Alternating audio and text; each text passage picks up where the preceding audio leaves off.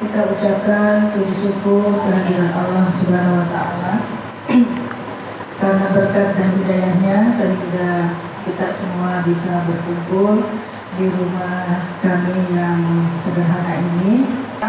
Dan terima kasih kepada ibu-ibu yang sangat saya sayang. فَمَنْ كَانَ مِنْكُمْ مَرِيضًا أَوْ عَلَى سَفَرٍ فَعِدَّةٌ مِنْ أَيَّامٍ أُخَرَ. Sama-sama mendengar tausiah yang akan dibawakan oleh Ustaz Rini Hakim SN. Bismillahirrahmanirrahim. Assalamualaikum warahmatullahi wabarakatuh.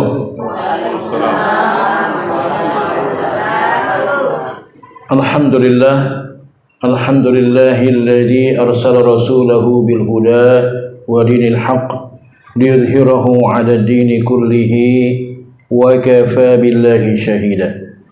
Asyhadu an la ilaha illallah wa asyhadu anna Muhammadan 'abduhu wa rasuluhu la nabiyya ba'dah. Allahumma salli wa sallim wa barik ala sayyidina Muhammadin wa ala alihi wa ashabihi ajma'in, amma ba'd. Faqala Allah ta'ala fi kitabihil karim wa huwa asdaqul qailin, a'udzu billahi minasy syaithanir rajim. Ya ayyuhalladzina amanu kutiba 'alaikumus shiyam kama kutiba 'alal ladzina min qablikum la'allakum tattaqun. Shadaqallahul azim wa sadaqan nabiyyu rasuluhul karim. Ya. Alhamdulillah Bapak Ibu sekalian, terkhusus kepada keluarga Pak Syahrul yang pada sore hari ini kita semua ibu-ibu majelis taklim ini ya Bu ya. Majelis taklim Aceh Telkom berkumpul di tempat ini, insyaallah memberikan berkah buat kita semua ya. Mudah-mudahan Allah Subhanahu wa taala menurunkan para malaikatnya, di mana dalam sebuah hadis dikatakan para malaikat akan turun mengitari sebuah majelis zikir. Ya, majelis zikir itu bukan berarti yang hanya membaca subhanallah, alhamdulillah, la ilaha illallah, Allahu akbar, tapi juga majelis zikir itu adalah majelis ilmu. Karena ya ilmu yang kita pelajari ini dalam rangka zikir juga, mengingat Allah Subhanahu wa taala.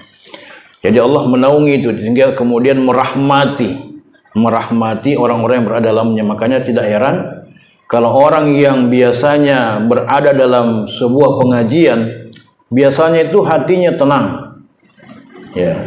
Tapi kalau setelah keluar dari pengajian, suram lagi hatinya. Gitu ya, karena di pengajian itu dijelaskan ayat-ayat Allah, diberikan pencerahan. Nah, setelah keluar, ternyata fakta berbeda dengan apa yang dijelaskan. Nah, begitulah kehidupan. Jadi sahabat Nabi juga, misalnya Abu Bakar As-Siddiq, Umar bin Khattab radhiyallahu anhum, mereka itu ketika ikut pengajiannya Nabi, ya mereka luar biasa, khusyuknya luar biasa. Tapi setelah keluar bekerja banyak yang dilupa dari apa yang disampaikan oleh Rasulullah SAW itu. Begitulah namanya manusia biasa ya, begitu. Tapi meskipun demikian, maka tentu kita bukan berarti tidak meninggalkan pengajian, tapi selalu mendengarkan sehingga insya Allah kalau sering mendengarkan, lama-lama juga akan tertanam dengan kuat itu, insya Allah. Yang kedua, kita salam dan salawat kepada Rasulullah SAW. Semoga kita semua mendapatkan syafaatnya Nabi SAW ya, di hari akhirat nanti ya, di akhirat insyaallah. Karena tidak ada pertolongan yang kita bisa dapatkan, karena kita ini kan banyak dosa Ibu ya. Dan saya kira di sini tidak ada yang suci dari dosa, semuanya punya banyak dosa. Dan kita juga tidak bisa mengandalkan amal-amal kita. Kalau dibandingkan amalnya Nabi, amalnya para sahabat, berapa sih amal kita? Kita diwajibkan 5 kali sholat, kadang-kadang kita tinggalkan 1-2, atau mungkin kita tinggalkan 5-5-nya. Ya, mungkin tadi malam ada yang meninggalkan sholat subuh, meninggalkan sholat isya, ya, atau meninggalkan maghrib dan seterusnya. Kadang-kadang begitu. Nah, nanti di akhirat itu semua tentu akan diminta pertanggungjawaban, dan pertolongan yang kita harapkan adalah syafaatnya Rasulullah Sallallahu Alaihi Wasallam. Ya, pada kesempatan kali ini, Bapak Ibu sekalian, saya diminta untuk menyampaikan atau hendak menyampaikan pembahasan ya persiapan kita dalam menyambut bulan suci Ramadan. Ya, jadi di sini saya mencatat dari beberapa literatur ada 8 persiapan yang harus kita siapkan. Nah, tadi kita sudah dengarkan firman Allah Subhanahu wa taala, ya, luar biasa tentang bulan Ramadan, di mana Allah Subhanahu wa taala, ya ayyuhalladzina amanu kutiba alaikumusiyam, ya, wahai orang yang beriman, telah diwajibkan atas kalian berpuasa, ya, kama kutiba alal ladzina min qablikum, sebagaimana Allah telah mewajibkan puasa itu di umat-umat sebelum kalian. Tujuannya apa? La'allakum tattaqun, agar kalian mendapatkan ketakwaan. Nah, di sini Allah menggunakan kata kutiba. Kutiba itu sebenarnya kalau bahasanya adalah dicatat, ya. Tapi kenapa bisa wajib? Ya, karena sesuatu yang wajib itu biasanya tercatat, ya. Nah, maka Allah Subhanahu wa taala menggunakan kata kutiba. Nah, kemudian ya, di sini Allah menggunakan ya ayyuhalladzina amanu. Kenapa Allah menggunakan kalimat ya ayyuhalladzina amanu, bukan ya ayyuhal mu'minun, gitu ya. Kan ada itu ayat dalam surat Al-Mu'minun, qad aflahal mu'minun, kan gitu. Telah sangat beruntunglah, sungguh sangat beruntunglah orang-orang yang beriman itu. Sama artinya kalau diartikan bahasa Indonesia, amanu dengan mukminun, orang-orang yang beriman. Nah, kenapa Allah menggunakan kata amanu bukan mukminun? Ternyata dalam bahasa Arab itu punya bobot yang berbeda, ya. Nah, amanu itu digunakan oleh Allah itu mengandung pengertian orang-orang yang beriman, imannya itu baik dalam keadaan masih lemah atau sudah kuat aja. Tapi kalau Allah menggunakan kata qad aflahal mu'minun, yaitu ya ayyuhal mu'minun, maka maksudnya adalah orang-orang yang beriman, yang imannya sudah kuat.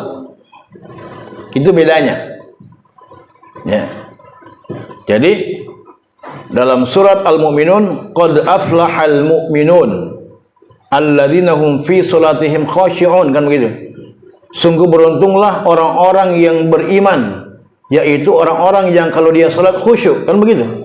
Jadi orang yang khusyuk itu adalah orang yang memang imannya sudah kuat, Ibu. Kalau masih lemah kan biasanya salatnya tidak khusyuk, Bu, atau kurang kekhusyuannya. Begitu. Ya, allazi walladzina hum 'anil lagwi mu'ridun, dan orang-orang yang dia tidak asalnya mengucapkan kata-kata yang tidak baik, ya, begitu. Walladzina hum lizakati fa'ilun, dan mereka yang melaksanakan zakat. Jadi orang-orang yang sudah kuat imannya itu ada orang-orang yang pastilah salatnya khusyuk, kata-katanya baik, zakatnya ditunaikan, menjaga kemaluannya. Dalam ayat ini dijelaskan seperti itu, ya. Yang menjaga amanah bahkan disebutkan dalam ayat ini, dalam surat Al-Mu'minun ini. Nah, itu orang-orang yang sudah kuat keimanannya. Nah, makanya seandainya Allah menggunakan kata ya ayyuhal mu'minun kutiba alaikumusiyam, ya, wahai orang-orang yang beriman, telah diwajibkan atas kalian berpuasa, maka pasti banyak di antara orang Islam yang lemah imannya tidak bisa berpuasa. Begitu. Makanya Allah menggunakan kalimat amanu. Aman itu orang beriman yang baik imannya masih lemah, yang baru masuk Islam, ya, yang sudah lama masuk Islam, yang Islam KTP, yang Islam macam-macam itu, yang sudah kuat imannya, para ulama misalnya, para masyayikh, para syekh, mereka sudah kuat imannya, para nabi, para sahabat nabi, maka mereka dibebankan puasa supaya bisa dirasakan puasa itu baik oleh orang yang kuat imannya maupun yang belum kuat imannya. Sebagai apa tadi? Ujian. Ya. Yang tujuannya apa? La'allakum tattaqun tadi, agar kalian bertakwa. Nah, itu. Sudah tahu Bu ya perbedaannya apa ya Bu ya? Amanu mu'minun, Bu ya. Amanu mu'minun. Nah, kemudian insya Allah ini kan sudah masuk bulan Sya'ban nih Bu ya. Sudah berapa Sya'ban? Ya, di HP-nya Bu, biasanya ada itu di HP itu. Biasanya kalau yang punya aplikasi Quran, ada itu tanggal kalender Islamnya. Ada di aplikasi Quran di HP tak? Jangan sampai TikTok ji. Ada jadi 6 Sya'ban sekarang. Wah, Masya Allah ya. 6 Sya'ban, wah, Masya Allah. Nah, lagi berarti lagi sekitar 23 hari atau 24 hari lagi. Karena hitungan dalam Islam itu kan 29 atau 30. Nah, kita sebentar lagi nih. Kira-kira lagi ya mungkin 3 pekan lagi lah kita melaksanakan ibadah puasa Ramadan. Nah, ini sungguh bahagia. Allah Nabi menyatakan kepada kita, qad ja'akum Ramadan, ya. Sungguh telah datang bulan Ramadan kepada kalian. Ya. Syahrul Mubarak, bulan yang penuh dengan keberkahan. Ya. Kemudian apalagi iftarada alaikum as-siyam, yang dimana dalamnya diwajibkan atas kalian untuk berpuasa. Tuftahu abwabul jinan, dibukakan pintu surga di dalam bulan itu. Wa tughlaqu abwabun nar, dan ditutup pintu neraka. Nah, ini makna kiasan atau makna sebenarnya. Apakah benar-benar itu surga secara nyata dibuka atau kebaikan-kebaikan yang dibuka itu. Nah, tapi maknanya bisa dua-duanya. Artinya bahwa Allah Subhanahu wa taala memudahkan kita melakukan kebaikan di bulan Ramadan. Ya, dan mempersulit melakukan keburukan. Nah, kemudian apa lagi? Disebutkan man hurima khairiha faqad hurim. Dan barang siapa yang tidak diberikan kebaikan di bulan Ramadan itu, maka dia tidak akan mendapatkan kebaikan-kebaikan sama sekali. Jadi kalau ada orang yang nanti masuk bulan Ramadan, justru yang dia lakukan keburukan-keburukan, bukan kebaikan-kebaikan, maka orang-orang seperti ini tidak akan mendapatkan kebaikan-kebaikan di bulan Ramadan. Ya, disuruh puasa dia batalkan, disuruh berkata yang baik dia berkata yang tidak baik, disuruh baca Quran dia baca koran lebih banyak. Sebenarnya di koran sekarang Budi lewat mami sekarang update ya. koran elektronik sekarang ya. Jadi begitu.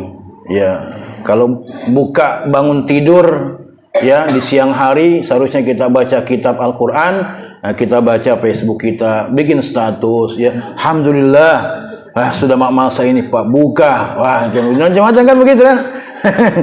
Saya kira itu sesuatu yang wajar lah. Tapi kalau kadang-kadang terlalu banyak yang begitu dibandingkan baca Al-Quran, padahal luar biasa baca Al-Quran itu di bulan Ramadan. Pahala-pahala itu kan satu kewajiban kita lakukan di bulan Ramadan nilainya sama dengan 70 kewajiban di bulan yang lain. Bayangkan Bu, pernah tidak kita puasa sunnah itu sampai 7 bulan berturut-turut? Jarang Bu, tidak pernah ya. Tapi ini satu kali kita puasa bulan Ramadan sama dengan kewajiban 70 kali di bulan yang lain. Ya, kita bersedekah di bulan Ramadan ya, misalnya sedekah zakat itu sama kita zakat di luar lain itu 70 kali nilainya. Saya kira tidak ada orang yang mampu zakat itu sebanyak 70 kali lipat. Tapi luar biasa pahala Ramadan ini. Nah, kemudian apa lagi? Dibuka pintu neraka, ditutup pintu neraka, dibuka pintu surga, dan banyak kebaikan-kebaikan yang lainnya. Nah, Ramadan disebut dengan banyak keutamaan. Syahrul Quran, bulan Quran. Syahrul Sabar, bulan kesabaran. Ya, apalagi Syahrul Siyam, bulan puasa. Ya, dan banyak keutamaan-keutamaan yang Allah berikan kepada bulan Ramadan ini. Nah, oleh karena itu tentunya kita sebagai seorang muslim ini ya harus menyambut dengan penuh sukacita kedatangan bulan Ramadan. Jangan seperti orang yang ya mau masuk penjara ya. Masuk bulan Ramadan, dari datang masjid Ramadan, puasa misalnya. Capek nih. Kan begitu kadang-kadang ya. Kalau orang masuk penjara kan, aduh masih mau penjara kan. Ya. Jadi kenapa? Karena mungkin kita merasa terbebani. Ramadan itu kita anggap kita tidak bisa apa-apa. Ya. Yang tadinya kita bebas melakukan apa-apa, ya di bulan Ramadan kita banyak tertahan. Nah mungkin seperti itu. Nah itu orang yang tidak gembira ketika Ramadan itu datang. Nah maka kita harus bergembira. Gembira menyambut kedatangan Ramadan, sebagaimana para ulama-ulama dulu mereka bergembira ketika menyambut Ramadan. Bahkan para sahabat itu luar biasa gembiranya. Bahkan mereka menunggu-nunggu ini kapan Ramadan datang, begitu. Nah, ada ulama di zaman dulu kalau misalnya 6 bulan sebelum Ramadan datang, mereka berdoa, "Ya Allah, sampaikanlah kami di bulan Ramadan ya Allah." Supaya apa? Supaya mereka bisa melakukan banyak kebaikan, banyak yang wajib, yang sunnah. Kemudian ketika 6 bulan keluar dari Ramadan, mereka, ya Allah terimalah amalan kami selama bulan Ramadan. Itu mereka lakukan. Itu luar biasa ulama-ulama kita dulu. Nah, lalu bagaimana persiapan yang harus kita lakukan di dalam menyambut bulan yang suci ini? Ya. Nah, ini ada 8 yang saya catat. Ya. Yang pertama adalah kita melakukan muhasabah. Ya. Apa itu muhasabah? Mengoreksi diri kita. Mengevaluasi diri, Ibu. Ya. Umar bin Khattab mengatakan, hasibu qabla an tuhasabu. Hisablah dirimu sebelum kalian dihisab oleh Allah Subhanahu wa taala. Ya. Kita muhasabah ini. Ya. Allah menyatakan dalam Al-Qur'an, ya ayyuhalladzina amanu taqullaha wal tanzur nafsum ma qaddamat lighad. Ya. Wahai orang yang beriman, bertakwalah kepada Allah dan perhatikanlah apa yang telah kamu lakukan untuk esok hari. Itu. Jadi kita disuruh bermuhasabah. Nah, kenapa harus bermuhasabah? Ya karena kita ini kan manusia biasa. Ya kita lihat dosa kita, amal kita selama setahun berjalan ini mana lebih banyak? Apakah lebih banyak dosa atau lebih banyak amal baik? Ya kita nah, ya gitu. Kan begitu Bu ya. Mana lebih banyak? Dosa atau amal baik? Itu. Nah, kita makanya muhasabah, koreksi diri kita. Nah, kalau lebih banyak amal-amal keburukan kita, nah, maka kemudian kita tinggalkan. Kita tutup dengan amal-amal kebaikan. Ya itu. Nah, kita ingat itu, kita muhasabah. Karena setiap amal kita itu kan akan diminta pertanggungjawaban oleh Allah di akhirat nanti. Ya, ini menjelang bulan Ramadan, ya kita cek-cek memang nih. Kalau perlu nanti Bu, kita punya buku catatan.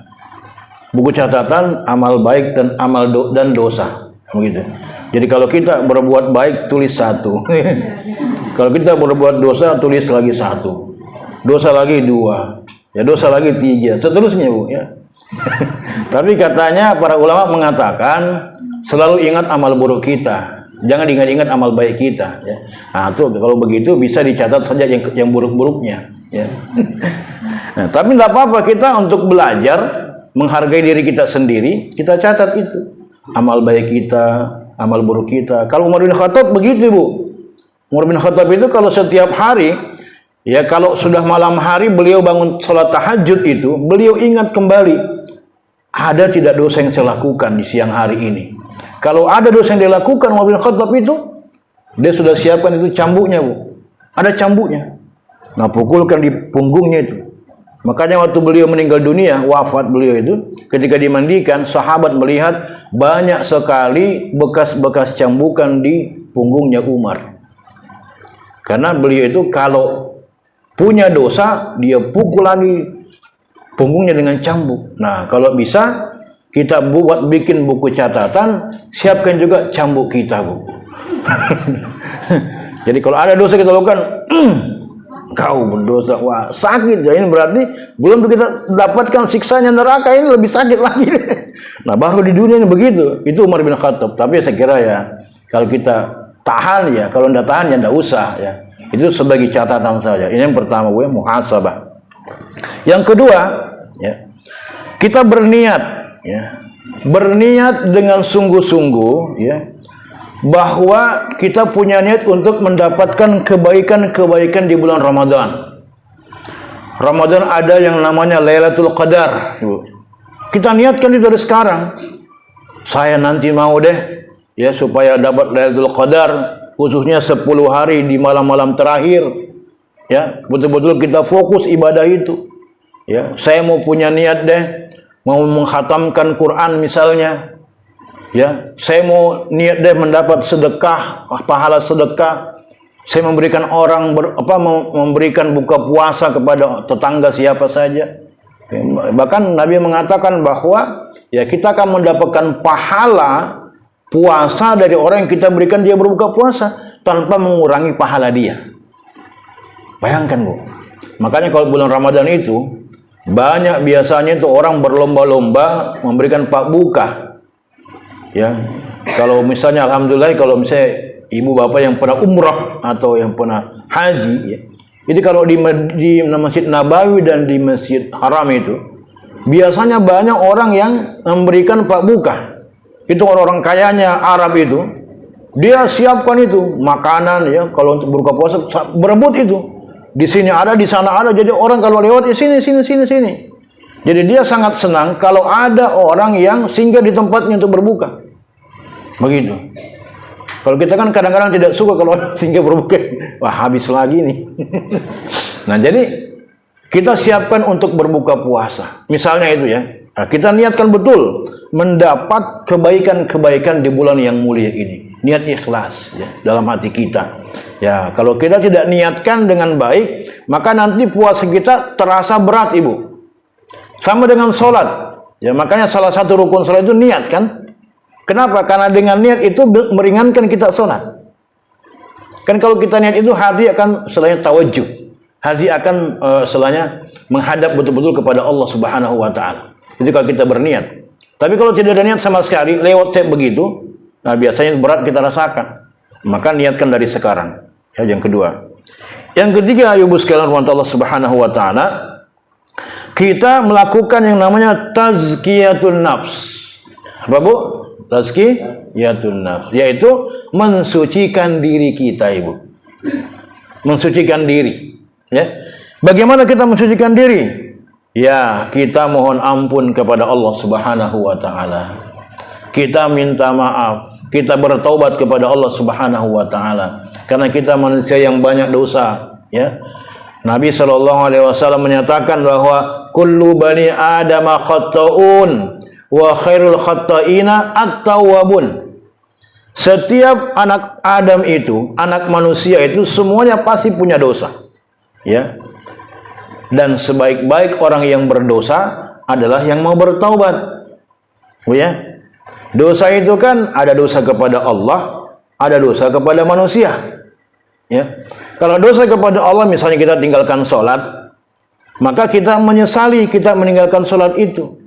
Lalu kemudian tidak melakukan lagi perbuatan yang sama. Ya. Kemudian kita pun kemudian setelahnya mengisi dengan kebaikan-kebaikan atau istiqomah dalam menjalankannya.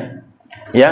Nah, tapi kalau dosa kepada orang lain, selain kita beristighfar, kita menyesali, juga harus minta permohonan maaf kepada orang yang bersangkutan. Misalnya dosa kepada suami, ya kan begitu. Pak, ya Kanda memasuki bulan Ramadan ini, minta maaf karena selama ini banyak cerewet sekali kan. Pas bulan puasa cerai lebih tambah cerewet. Jadi itu kita minta maaf, ya. Saling memaafkan satu sama lain. Demikian juga suami kepada istrinya, minta maaf kayak ini bunda ya, selama ini mungkin selalu kumarahi. Sekalinya pas bulan puasa Bapak-bapak juga ini banyak marahnya karena menahan lapar, menahan haus, capek pulang kerja gitu dan sebagainya.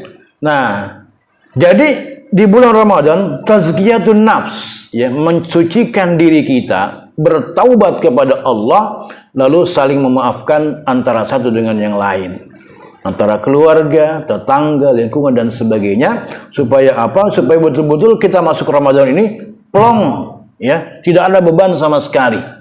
Ya, kalaupun kita meninggal di bulan Ramadan dalam keadaan suci hati kita, itu insya Allah mati syahid itu dalam menjalankan ibadah, Ibu. Nah, begitu. Nah, ini yang ketiga. Yang keempat, ya, persiapan yang kita lakukan yaitu membiasakan saum atau puasa sunnah di bulan Sya'ban. Jadi Rasulullah SAW itu beliau itu selain, ya, kalau puasa yang lebih banyak dibandingkan setelah Ramadan itu bulan Sya'ban, ya. Tapi para ulama menganjurkan jangan puasa di pertengahan Sya'ban, ya, ya, di pertengahannya atau 1-2 hari menjelang Ramadan, ya. Nah, itu dimakruhkan, para ulama memakruhkan.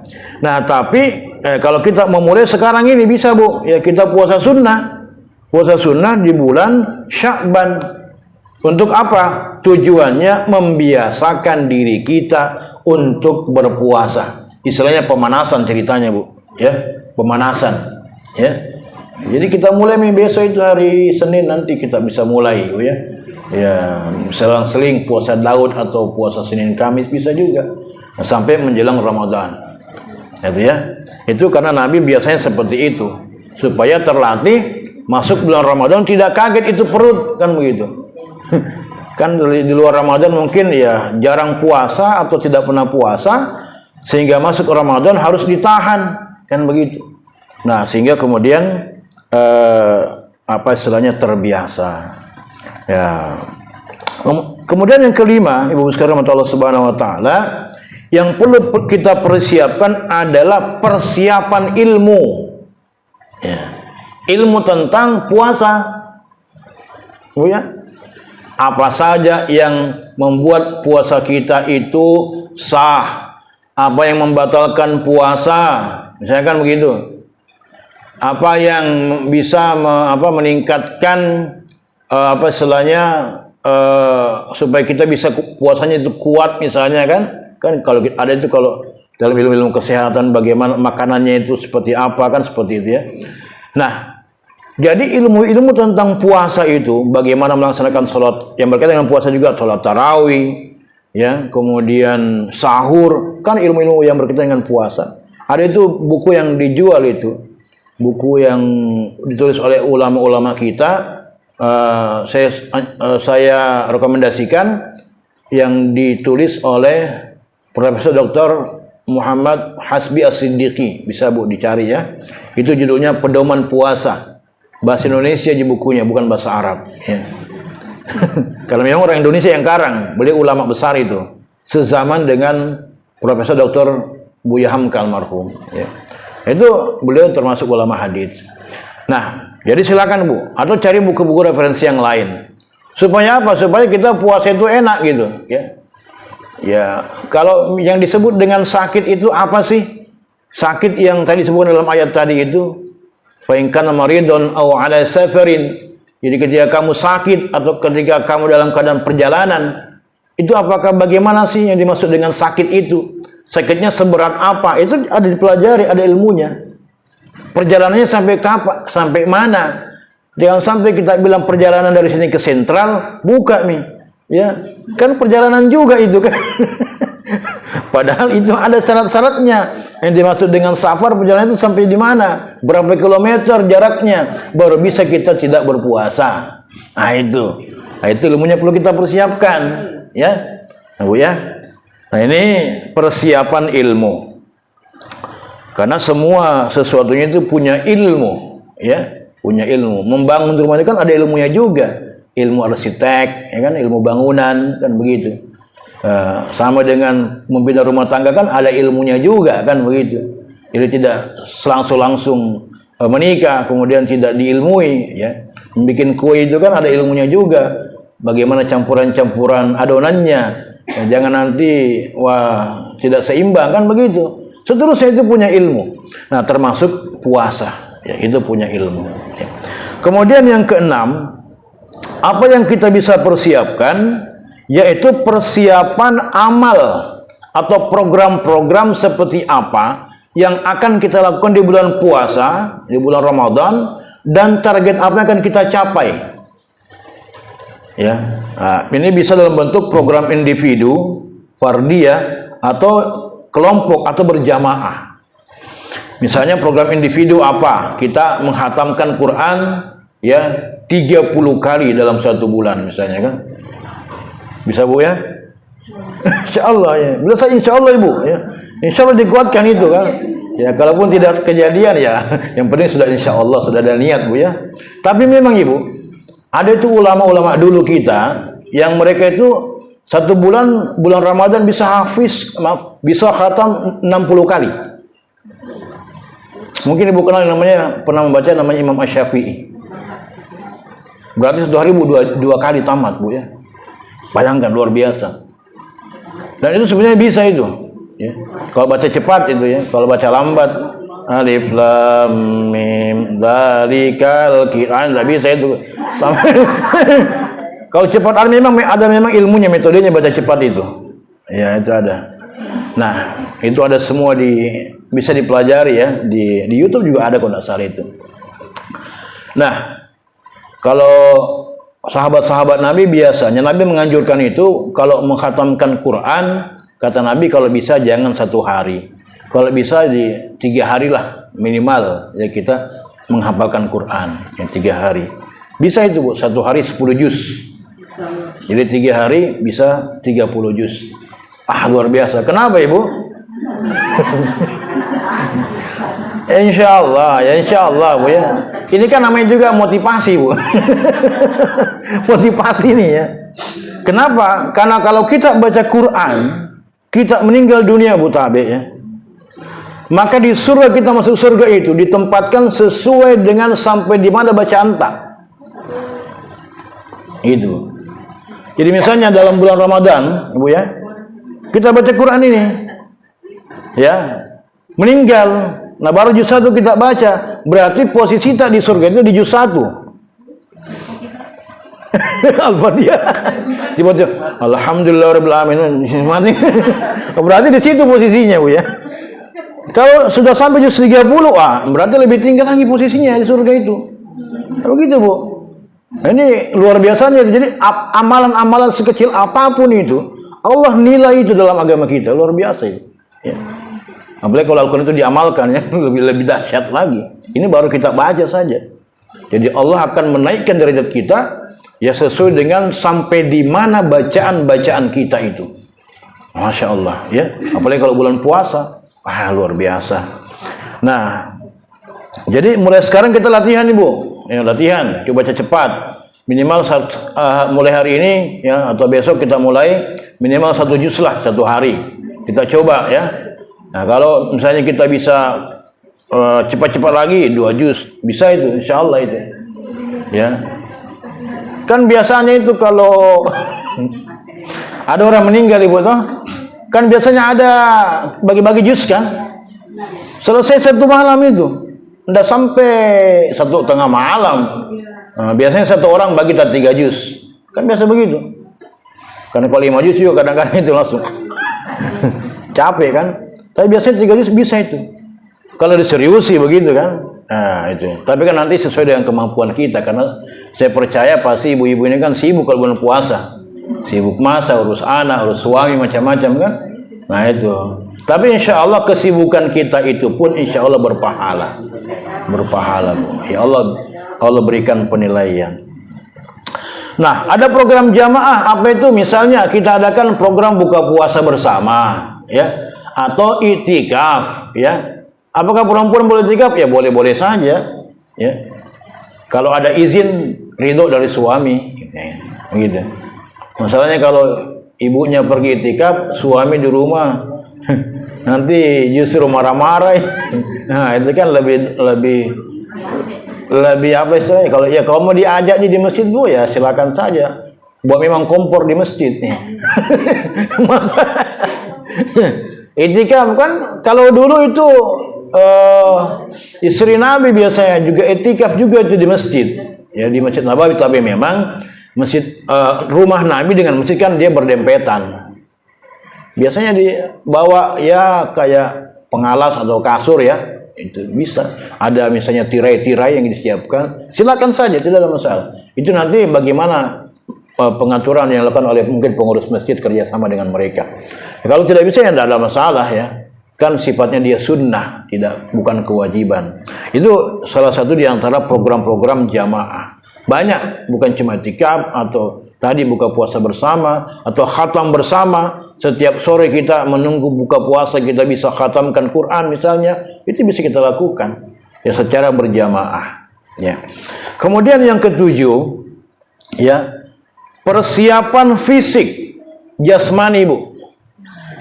Ya karena puasa ini kan ibadah fisik, Ibu. Butuh fisik yang kuat, ya.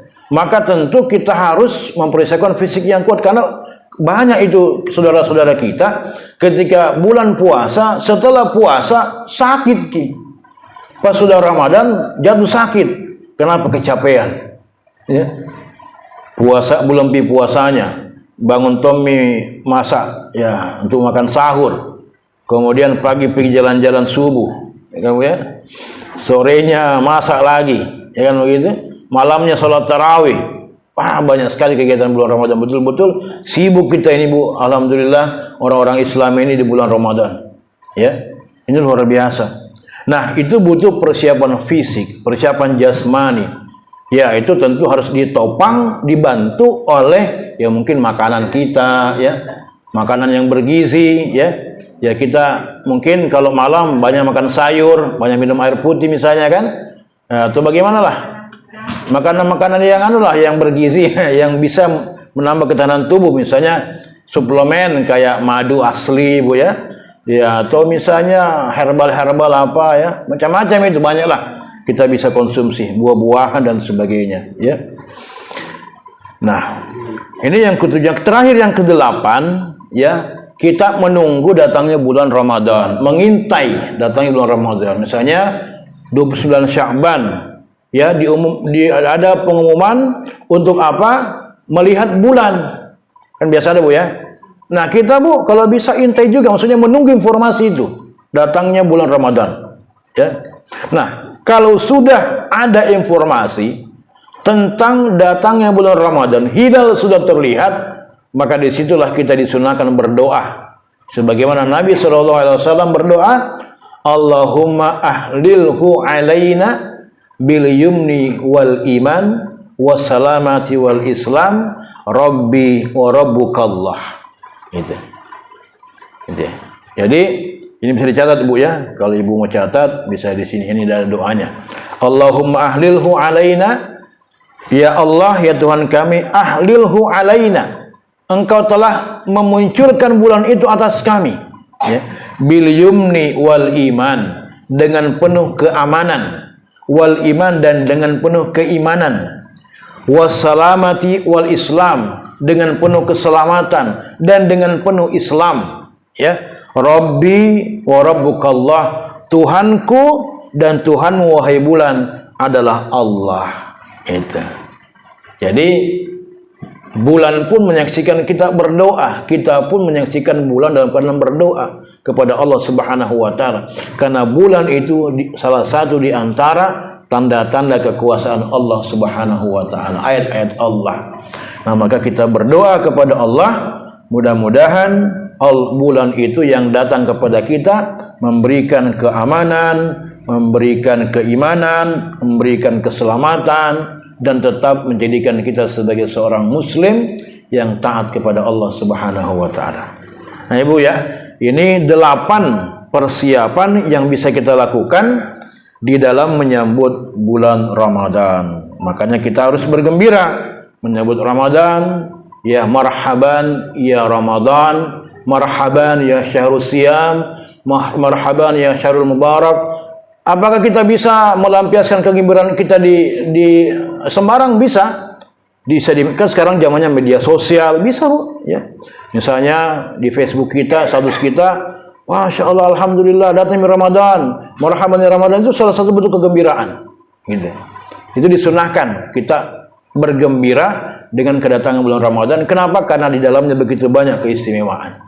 Ya. Nah, tapi tentu ini persiapan-persiapan yang perlu kita lakukan sebelum Ramadan betul-betul datang kepada kita. Ya. Mudah-mudahan bulan Ramadan ini bukan bulan Ramadan yang terakhir buat kita. Ya. Tapi kalaupun dia Ramadan yang terakhir, itu tadi saya katakan, sungguh-sungguh, ya, jangan sampai ini Ramadan yang terakhir buat kita. Ya. Kadang-kadang juga ada orang yang meninggal sebelum Ramadan. Ada tetangga saya meninggal kemarin, ya, gitu. Tidak bisa menikmati Ramadan, keindahan Ramadan.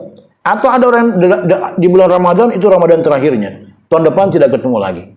Nah, makanya kita harus betul-betul sungguh-sungguh di dalam menyambut bulan Ramadan yang mulia ini.